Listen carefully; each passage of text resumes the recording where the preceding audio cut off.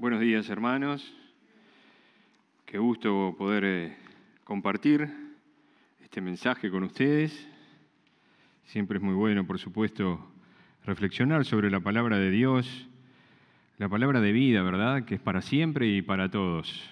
Tenemos que ser conscientes de lo que significa entonces su palabra. Los invito a abrir sus Biblias en 2 de Corintios, ¿sí?, una carta de Pablo a los Corintios, donde él comparte con nosotros una experiencia muy profunda, espiritual, y bueno, tiene que ver cuando se instala en nosotros un problema agudo, persistente, con el cual tenemos que convivir, y sin duda que se produce un gran golpe, ¿verdad?, en la vida, que genera inestabilidad, genera dolor, genera miedo, y cuántos sentimientos negativos más podríamos sumarle. La vida cambia, ya no es el orden que teníamos de ella, ¿verdad? Hay que reorganizar las cosas, se nos impone entonces un nuevo orden en nuestra vida. Y tenemos que hacerlo, porque si nos aferramos a ese formato que ya teníamos, sin duda que quedamos a merced de muchas emociones negativas, porque las cosas han cambiado, ¿verdad? Y eso hace muy difícil nuestro existir muchas veces, ¿verdad?, cuando ese orden cambió y nos modifica toda nuestra estructura, y tenemos que enfrentarlo. Y para enfrentar esto y resolverlo hay que cambiar, no hay otra alternativa, ¿sí? Una nueva perspectiva de la vida es necesario y es la salida. Les estoy hablando de una situación de padecimiento, un mal que permanece, que es habitual, que día a día está ahí condicionándonos. Puede ser una enfermedad propia, la de un familiar, un abandono quizás, la muerte de un ser querido, ¿verdad?, que cambia tanto la estructura familiar, una relación complicada que tenemos, que no podemos ni queremos desprendernos de ella. En fin, algo muy penoso con lo que vivimos.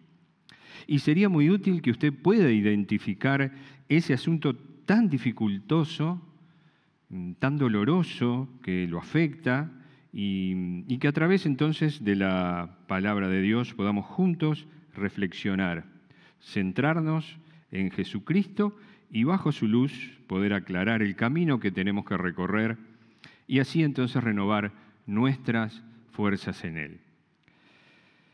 Vamos a 2 de Corintios capítulo 12 y vamos a leer del versículo 7 al 12.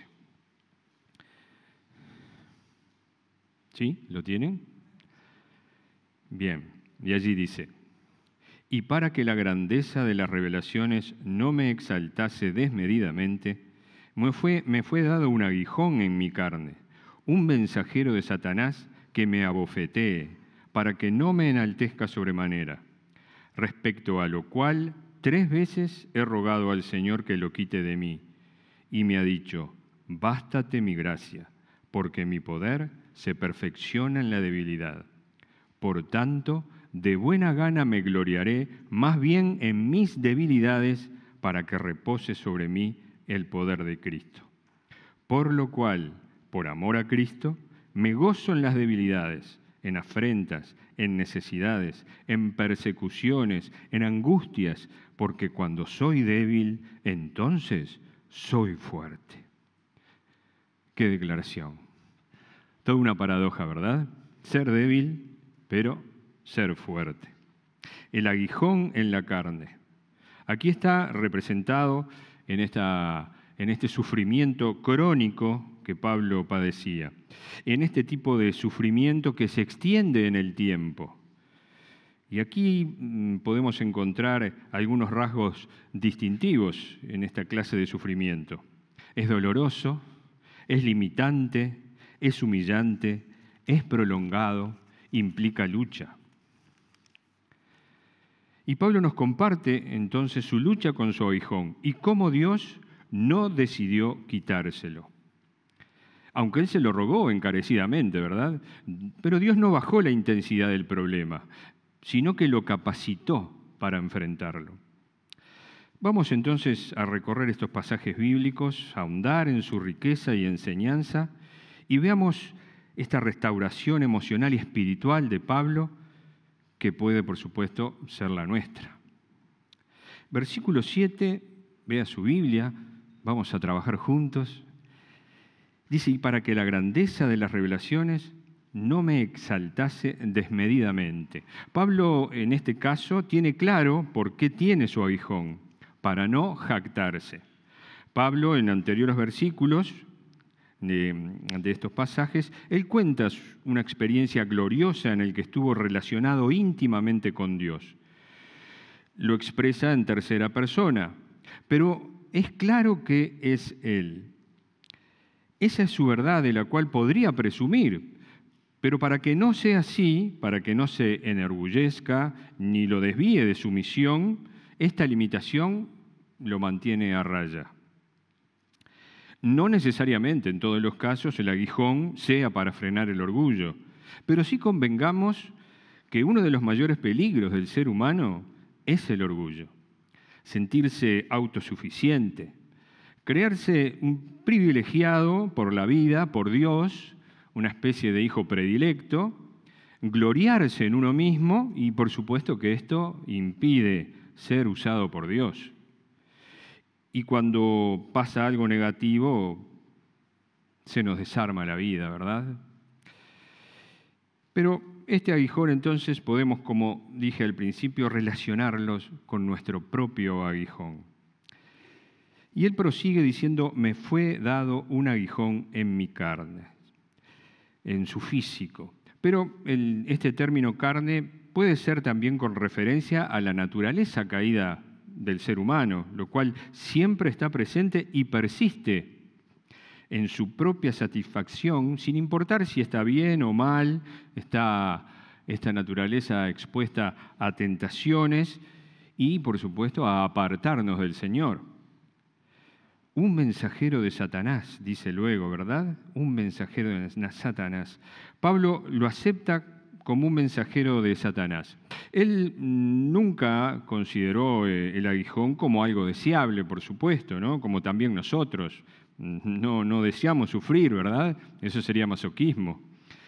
Se sufre por algo externo que se impone y que Pablo aquí en Cristo ve que hay un plan.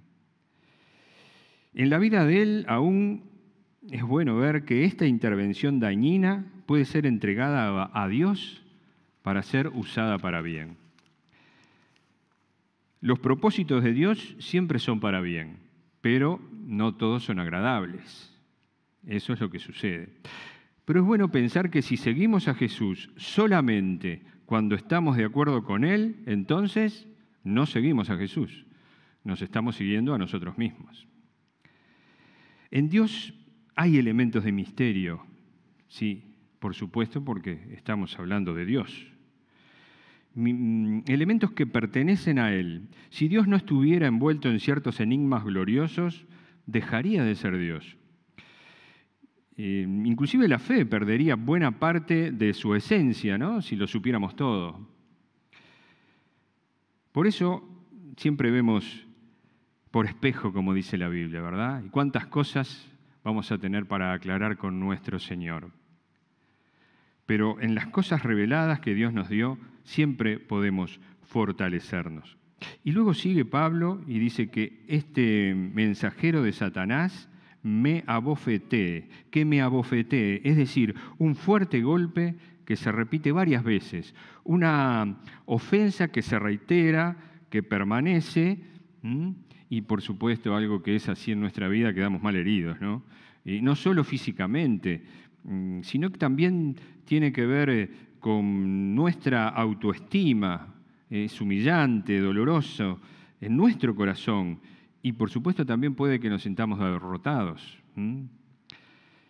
Y en esta condición, en el versículo 8, vean su Biblia, Pablo recurre al Señor, respecto a lo cual 3 veces he rogado al Señor. Es decir, varias veces le pide al Señor, ¿sí? No necesariamente este número 3 es literal, puede haber sido más veces, pero sí, por supuesto, que es significativo bíblicamente. Este número denota en la Biblia aquello que es sustancial y completo. Todas las cosas que están especialmente completas están marcadas por el número 3. Estudie luego en su Biblia la importancia de este número. Por ejemplo, recordemos, Jesucristo resucitó al tercer día. Su ministerio fueron 3 años. Jesús tomó como referencia a Jonás, que iba a estar 3 días en el vientre del pez. La Trinidad se compone de una esencia en 3 personas. Entonces podemos tomar esta figura como que a la tercera vez Pablo entendió, se le aclaró lo que tenía que hacer. El Señor ya le había dicho, pero ahora logró entenderlo. Y a veces, y muchas veces, nos tiene que hablar el Señor para entenderlo, ¿verdad? Y así saber entonces el camino por el que tenemos que andar. Y luego, siguiendo en la lectura, vean su Biblia, dice, he rogado al Señor que lo quite. Suplica con insistencia para que quite su aguijón. Y eso es lo que queremos, ¿sí? Que el Señor retire, por favor, esa situación que tanto mal me hace sentir, vivir. Es la reacción natural a esta circunstancia ante estos sentimientos que nos produce este aguijón, ¿verdad? Ansiedad, temor, enojo, falta de control sobre todo. Oramos fervientemente, Señor, quita esto de mí. La respuesta aquí del Señor es otra. Dios no quita, sino que da. Y esta idea es esencial, porque lo más importante no es la ausencia del sufrimiento para el Señor, sino su presencia en medio de ese sufrimiento y los recursos divinos que su presencia proporciona. Y en el versículo 9 tenemos aquí la respuesta del Señor. Y me ha dicho, bástate mi gracia. Dios no baja la intensidad del problema, sino que nos capacita, da las fuerzas para soportarlo.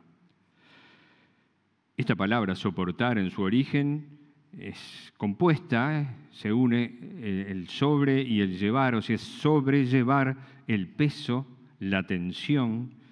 Soportar la presión, entonces, con un espíritu positivo, es parte del proceso de Dios para poder lograr, entonces, un resultado productivo. Mi gracia es suficiente, dice el Señor. Esa es la respuesta de Dios. Mi gracia es suficiente. La gracia aquí la vemos en toda su plenitud. Estamos ante una de las frases más luminosas de toda la Biblia. Esta afirmación breve pero poderosa es de consuelo para toda aflicción y prueba, cual sea. Es la lección fundamental que todos tenemos que aprender. Así como Pablo se ilumina con la gracia toda suficiente y en ella se fortalece, así también nosotros, como hijos de Dios, tenemos disponible su gracia, que implica poder en Cristo. Y esto es salvación, energía, capacidad, habilidad, gran fuerza. Recordamos cómo fortaleció nuestro Dios a Jesucristo en el huerto de Getsemaní. Ese poder también, es el mismo poder, la gracia operando. Ese conjunto de recursos sobrenaturales que vienen de Dios gratuitamente y que nos permiten luchar contra el aguijón con un poder divino. Y este poder divino se perfecciona en la debilidad. Esta es la explicación que da el Señor. Porque mi poder se perfecciona en la debilidad. Aquí también está registrado un gran concepto espiritual. La fortaleza de Dios se perfecciona, se completa, adquiere madurez en nuestra debilidad. Es nuestra debilidad trabajando en el poder del Señor. La palabra perfecciona en su origen quiere decir mejorar, equipar, entrenar, disciplinar. Implica hacer los ajustes necesarios. Y esto es lo que Dios en nosotros hace. Nos moldea para mejorarnos a la imagen de su Hijo Jesucristo y así salir adelante. Y en esta escuela de la perfección no hay cursos rápidos, no hay cursos intensivos. No, tienen el tiempo de Dios. Es un proceso largo y posiblemente tendrá altibajos, pero permanecer y perseverar es el rumbo hacia la victoria ante el aguijón. Es la escuela de su gracia, ese don sobrenatural que nos permite asumir el problema y a su vez también la adaptación a la situación que desafía nuestra fe. Pero que apoyados, entregados a la fe en Dios, el Señor allí revela sus promesas, sus caminos y su carácter. Y todo esto es confiable, sólido, verdadero, no cambia. Nos aferramos a estos tres aspectos gloriosos de Dios: promesas, caminos y carácter. Poder arraigar nuestra mente y corazón en estas verdades, basar nuestras oraciones en ellas, es la esencia de la resistencia. Es el compromiso de que, tomados de su gracia en nuestra debilidad, esperamos que estas verdades se cumplan en su tiempo y voluntad, mientras obedecemos y confiamos en Él de manera inquebrantable. Cuando nuestras emociones desgasten nuestra perspectiva, igualmente la verdad de Dios no cambia. La verdad de quien dijo, yo soy la verdad, es verdad, sin importar cómo nos sintamos. La verdad de Dios es nuestro principal factor de estabilidad en la tribulación. Su gracia nos da la certeza de que Dios es real. Las promesas de Dios son reales. Y ese conocimiento básico, bíblico, es lo que mantiene nuestra cabeza a flote en estas turbulentas aguas de las emociones que estamos pasando en la situación. Nuestro gran recurso absoluto es el saber de Dios. Y este término saber, que significa conocer por experiencia, varias veces también se menciona en la Biblia. Como ser, por ejemplo, en el libro de Santiago 1:3, sabiendo que la prueba de vuestra fe produce paciencia. En Romanos 8:28, y sabemos que a los que aman a Dios, todas las cosas los ayudan a bien. En 2 de Timoteo, en capítulo 1, versículo 12, por lo cual asimismo padezco esto, pero no me avergüenzo, porque yo sé en quién he creído. En la epístola de Juan, la primera epístola, en capítulo 3:14, sabemos que hemos pasado de muerte a vida, sabemos. Primera de Juan 5:20, sabemos que el Hijo de Dios ha venido y nos ha dado entendimiento para conocer al que es verdadero. No es lo que sentimos, es lo que sabemos. ¿Y cuántos otros versículos más podríamos mencionar? Y sería bueno que luego en su casa se tome este trabajito de ver cómo esta palabra recorre las Escrituras y también a su vez está relacionada con las pruebas. Y vivir con sabiduría, que nos pide el Señor, que tenemos que pedirle también al Señor su sabiduría. Que la sabiduría de Dios es ver todas las cosas desde su punto de vista. Y el Señor nos acompaña, por supuesto, en esto, para que nos demos cuenta que ningún problema es ni será más grande que su gracia. Bástate en mi gracia, vivir en la gracia y sobre todo vivirla en la debilidad. Porque a través de ella se manifiestan nuestros recursos. El Señor nos manda también a esforzarnos, pero no dependemos por completo de nosotros mismos. Jamás pensemos que estamos solos, jamás, no lo estamos. Dios es con nosotros. No, por supuesto que no creemos en la psicología humanista que nos dice todo está en tus manos, ser feliz depende de ti, la fuerza está en vos. No, no creemos. Una vez en una librería, yo cuando veo una librería abierta siempre entro, una librería secular, vi el título de un libro que decía, tú eres todo lo que necesitas, tú eres todo lo que te hace falta. Conceptos realmente que se manejan en nuestra cultura, pero que nos confunden, pero que influyen muchas veces, ¿verdad? Influyen en nosotros, pero no creemos en ellos. El centro de nuestra vida le corresponde a Jesucristo. En Él está la victoria en la debilidad. Allí es donde se perfecciona, donde se hace completa, ¿sí? En los momentos difíciles, sobre todo en el dolor, en la incertidumbre, la fuerza de Cristo allí presente en la debilidad. En esa debilidad, entonces, que nada la enmascara. Porque mayor es la oscuridad, tanto más brilla su luz. Ah, sí. Soy la luz que brilla en las tinieblas, ha dicho Jesús en el Evangelio de Juan. Y aquí también cabe preguntarnos, ¿quiénes son los débiles para Dios?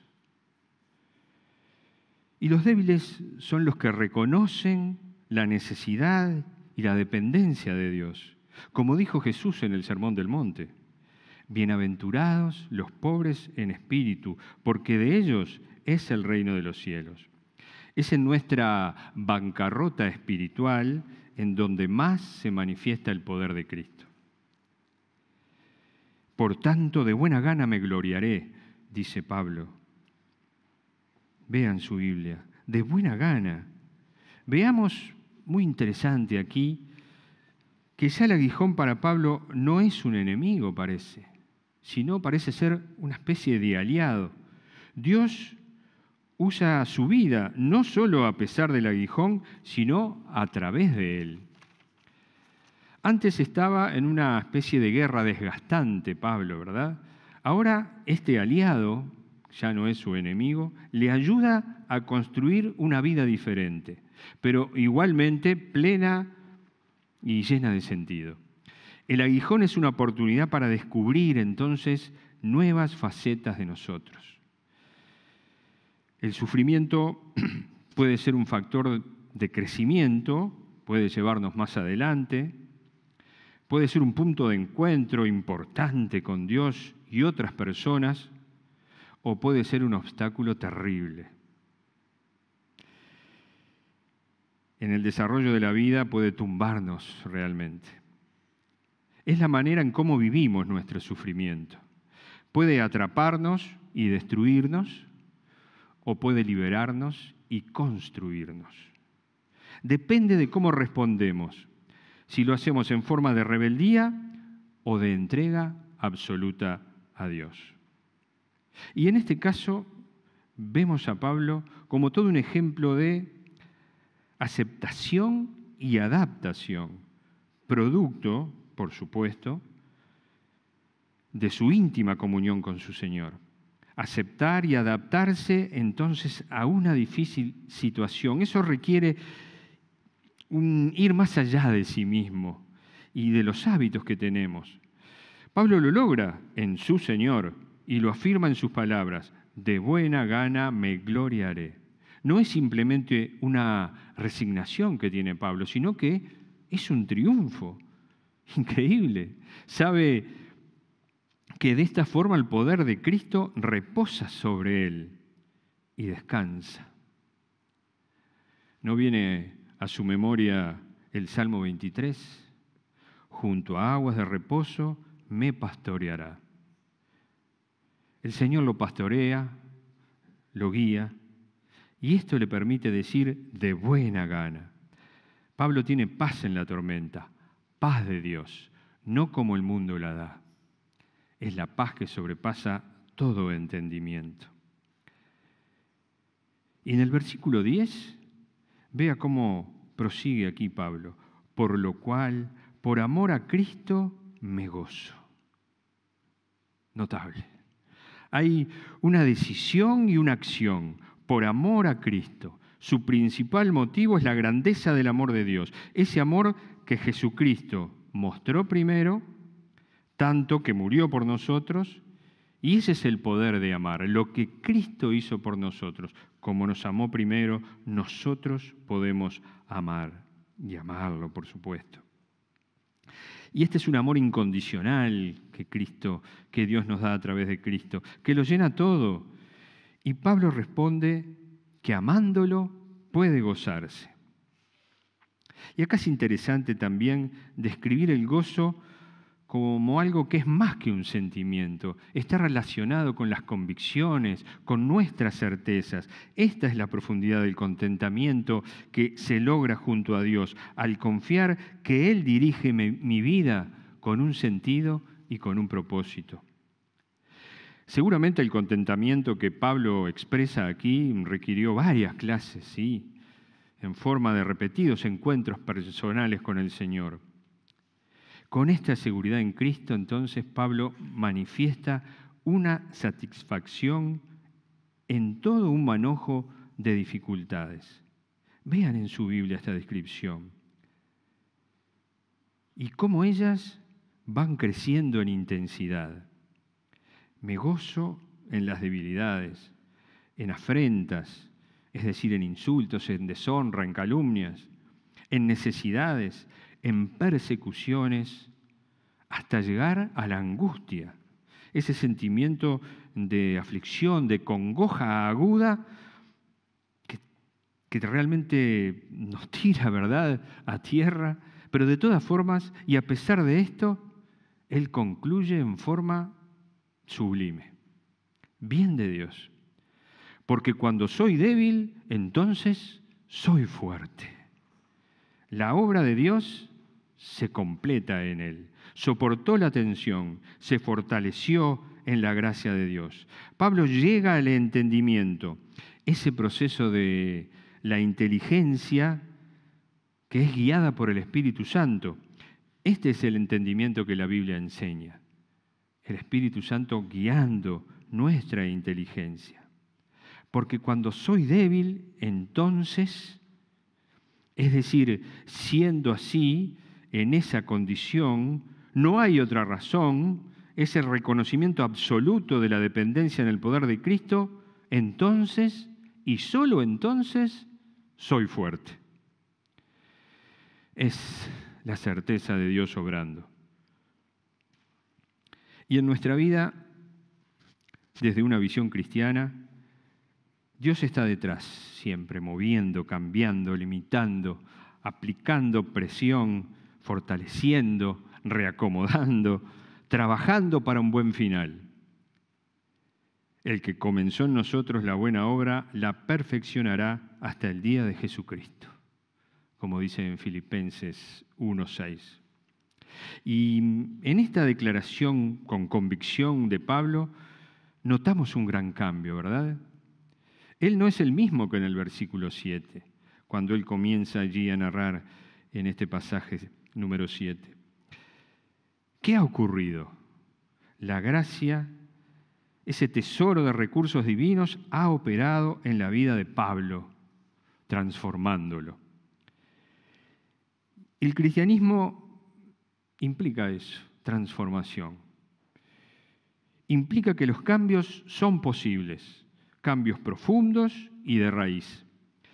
Y Dios es el factor decisivo que nos convierte en lo que debemos ser, hijos de Dios, y así vivir a la luz de esta identidad, ser hijos de Dios. En Pablo hay un proceso que produce 3 grandes cambios. Seguimos con el número 3. 3 grandes cambios que son guiados por el Espíritu Santo. Y estos configuran una profunda experiencia espiritual. Y es fundamental que tomemos ese ejemplo para vencer en nuestro aguijón. Primer punto, cambia la óptica. Ve como Dios quiere que vea, ya no es una óptica egocéntrica, sino cristocéntrica. Y desde esta perspectiva, la vida cristiana entonces adquiere su sentido correcto. En el segundo punto, Esto influye en su actitud. Aprende a pensar diferente. Aquí el aguijón pierde su veneno. En la debilidad está la oportunidad de que mis fuerzas, consumidas, pero fuertes en Cristo, crezcan. Es la fortaleza que surge entonces del sentido de pertenencia como hijo de Dios. Y el tercer punto, aprende a vivir diferente. Cambia la visión, cambia la actitud, cambia la situación, vivimos diferente. Entendemos quiénes somos y desde esa posición como hijos de Dios enfrentamos esa vida diferente que tenemos por delante. Pablo actúa desde aquí curando sus propias heridas en Cristo, para luego con sus palabras también llegar a nosotros y sanar las nuestras. La verdadera teología cristiana predica al mayor sanador herido, Jesucristo, quien sufrió el mayor aguijón por nosotros, la cruz. Comparte los sufrimientos de Cristo el apóstol Pablo, y esto lo lleva a la toda suficiente gracia. Y Pablo así lo dice también, recordemos en Gálatas 2:20, con Cristo estoy juntamente crucificado, y ya no vivo yo, sino más vive Cristo en mí, y lo que ahora vivo en la carne, lo vivo en la fe del Hijo de Dios, el cual me amó y se entregó a sí mismo por mí, por ustedes también, por todos nosotros. Lo que ahora vivimos, lo vivimos en la fe personal en Jesucristo. Y esto nos permite contar con un integrante por excelencia de la gracia, la esperanza. Vivir con esperanza es importante, pero se torna imprescindible en la época de prueba. Es fundamental. Jesucristo es nuestra esperanza viva. Nos hizo renacer para una esperanza viva. Como dice Primera de Pedro 1:3. Hay una aplicación inmediata al sufrimiento, la esperanza. Aquí y ahora esperamos en Dios todas las bendiciones que Él ha prometido.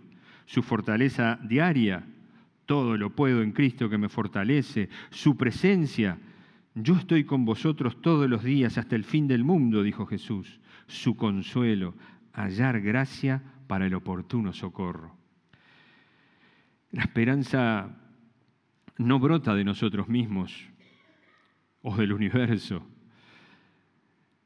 Su fuente y el ancla de nuestra esperanza es la resurrección de nuestro Señor Jesucristo y su futura aparición en gloria. Quizás este aguijón nos acompañe mucho tiempo o el resto de nuestros días. Quizás no podamos ponerle fecha de vencimiento a nuestra prueba. Por ello, la respuesta última al aguijón solo se encuentra en la persona de Jesucristo, el mayor sanador herido, quien sufrió la mayor de las espinas por nosotros, la cruz, y nos dio la victoria final y la vida eterna a sus hijos. ¿Es hijo de Dios? ¿Ha aceptado a Jesús como Señor y Salvador? ¿Entregarse a Él, seguirle, obedecerle? Si es así, si es hijo de Dios, puede decir como Pablo, porque cuando soy débil, entonces soy fuerte. Oremos, hermanos.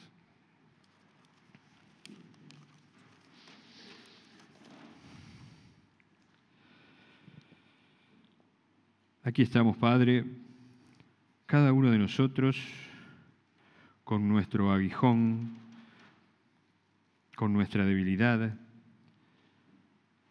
y necesitamos de ti siempre, de tu fuerza divina en nuestra debilidad. Ayúdanos, Señor, ayúdanos a ver con tus ojos, sentir con tu corazón y así fortalecernos, renovarnos y llenarnos de esa esperanza viva que eres tú. El victorioso, el todopoderoso, soberano, que tienes el control y esto nos da paz, Señor, nos da mucha paz. Gracias, Padre, por tu amor en Jesucristo. Hay gratitud en nuestro corazón. Gracias por esa guía que significa en nosotros, Padre. Gracias. Oh, sí, Señor, llévanos adelante, a tu lado, en todas las cosas. Te lo pedimos en el nombre de Jesús y en ti quedamos confiando. Amén. Dios los bendiga.